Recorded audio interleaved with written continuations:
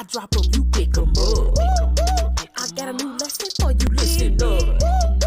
Better not be missing in action. All about your full satisfaction. We finna be dropping nuggets, dropping nuggets, dropping nuggets, dropping nuggets, dropping nuggets.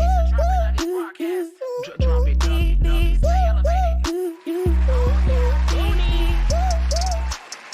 Dropping nuggets. What's going on with everybody? You already know who it is. It's your girl coming to you very live and very direct. Really the only way that I know how with the Dropping Nuggets broadcast, episode 17.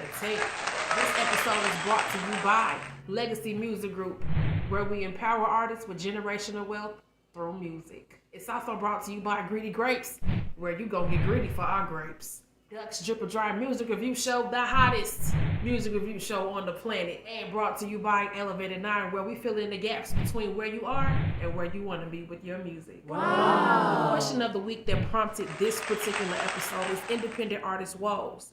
What are some of the cons to those pros? Bars.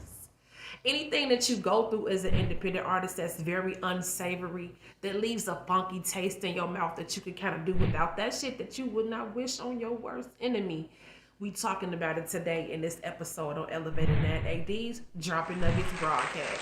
I want to give a special thanks to CEO Duck of the Drip or Dry Music Review Show, Joe, the producer who produced the dopest beat in the intro, and Vibrations Lab, who decided to answer this week's question on Facebook.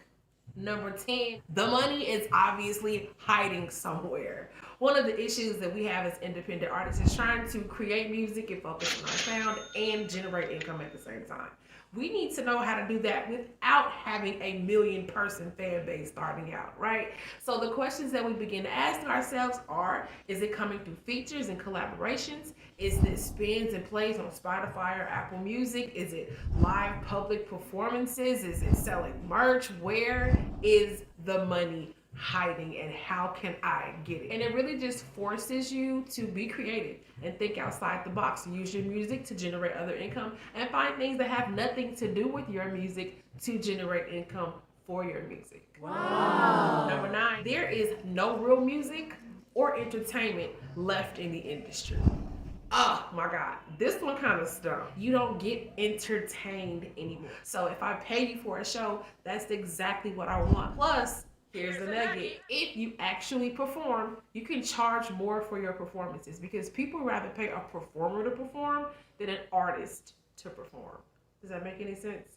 Number 8 is fear of being deceived or manipulated or taken advantage of.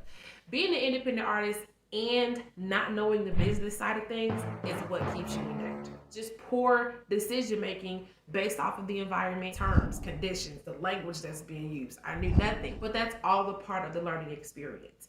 I'd say use your best judgment. Keep moving forward in your discernment. Allow people to come into your life that are truly in alignment with you and vibrate on your frequency, and then go from there. But don't be in a rush and take your time. Which leads me to the perfect segue for number 7. Lack of knowledge. I don't know what I don't know. Just trying to navigate and meander through people and personalities, and that's just the music. When you get into the business, people tend to gatekeep. If you're an independent artist and you're like, hey, I don't even know where to start, where to ask questions, Google is always a great source. Once you start seeing things and they start to be repetitive, you can kind of confirm or deny certain aspects, unless you're lucky enough to find you an artist developer who knows a thing or two. Hey, real quick. This fool been trying to log into ASCAP for 42 minutes. He forgot his password. You know what I told him? You should have linked up a Booney with Elevated 9 AD. She would have hooked you up with a master Excel sheet where you record all your important information. You'll never lose a thing. You log in seconds, as opposed to days with this dumb motherfucker. Hello? Are you currently dropping nuggets? Number 6 is having a limited network when you first starting out. People need resources, which really just means people need people. If you need beats, you don't make beats, but you know somebody that does make beats, you're gonna want to keep that person in your network. If you know you don't know how to mix and master or even level your shit out right, and you meet you an engineer, keep them close, because those are people that automatically create your network. Number 5, when the artists decide that they're going to sacrifice their integrity and sell out. The labels in the industry has a funny way to paint a picture of what's to be expected when you make it, or what you're supposed to act like, what you're supposed to do, how you're even supposed to carry yourself. If you decide that you want to fast track this thing, because some paths do take longer than others, you give all of your decision making away, which is essentially what that is. You're not paying with money. You're paying with character, with personality, with decisions. So just be careful. Number 4, people are scared to share. When I say that, you might think I mean statuses and stuff, but not quite. Okay, not yet. What I will say is, let's say you got a dope beat maker / engineer, right? He can make you an excellent beat. You throw your 16 on there, send it to him. He makes you down to buttery perfection. Wow. And you keep him to yourself. Why would you do that? You stifling his pockets, you stifling his career, the different type of people that he can meet. Share the wealth. It's enough for everybody. Number 3, when they don't want to recognize your greatness. Me being fine and fantastic ain't gonna take away nothing from your shine.